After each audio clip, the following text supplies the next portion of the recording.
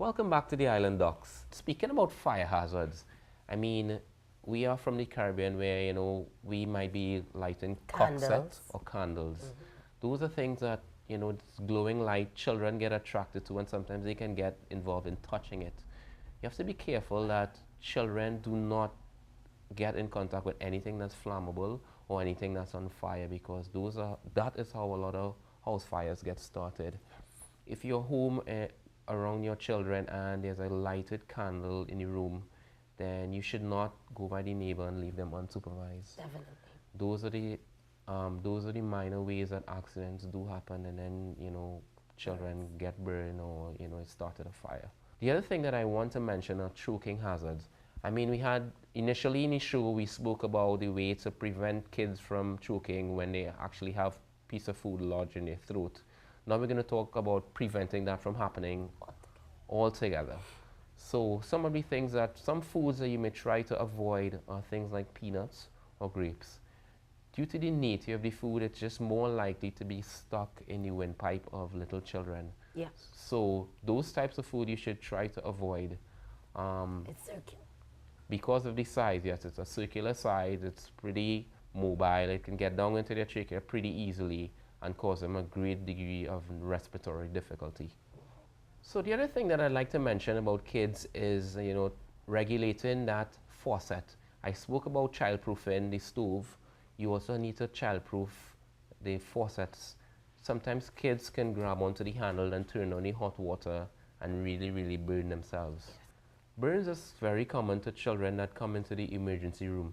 So I'm just going to talk to you about a few preventative measures that you can take to make sure that your children aren't burned. One of the things is child-proofing that bath or this faucet. Children like to go and turn that knob on and let that water run, and sometimes it can get really, really hot. And in that case, they can suffer a serious burn. So you need to take preventative measures and make sure you child-proof that area. The other thing that you need to be concerned about is when you are feeding that child, always make sure to test the temperature of the formula. Now, how you're going to test it is make sure you test at the back of your hand. The front of your hand, the palmar surface, usually can tolerate a bit more heat than the other parts of your body. So if you really, really want to get a good feel for how hot that formula is, then use the back of your hand. Similarly, when you're testing that bath water to make sure that it's at the adequate temperature, use your elbows. Don't use the palms of your hands, because like I said before, it is really, really not a good indicator. This way is a bit more sensitive. And lastly, never ever leave your baby unattended. A little bit of water and you turn away for a few seconds can lead to a disastrous result. So never ever leave your baby unattended. And we have discussed a few pointers for dealing with children inside. Now we're going to talk about children and their safety outside. The first thing that I want to mention is car seats. Now that's a big thing in the Caribbean. A lot of children in the Caribbean are just not placed in car seats. They are placed. Were you? No, I was not. Neither was I. Right, they were placed on their mommy's lap or their guardian's lap, and that is actually a very, very dangerous thing that can happen. Why? There had been an incident where a child was on a mommy's lap and they got into a huge wreck, and the child was not secured, so flew out the windscreen and was lost somewhere.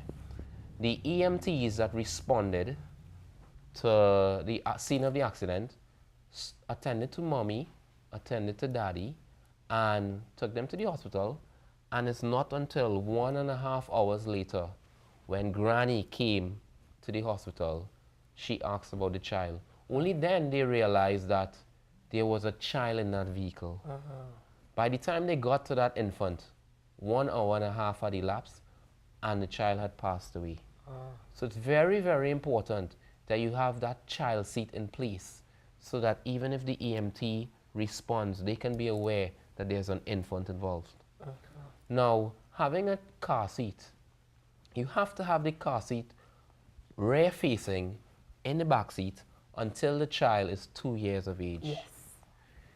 Children up until 4 to 5 years need to have booster seats to ensure that the seat belt comes around their shoulder and Not not their around their neck, Mm-hmm. which in event of an impact can cause them to break their neck or to choke, and then they can die. So in the Caribbean, I mean, it's very common to see little kids riding on their mommy's lap in the front or even being unrestrained in the back.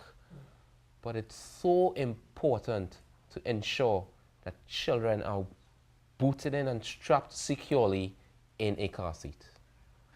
We're going to take a break now, but when we come back, we will have more child safety tips. Stay tuned.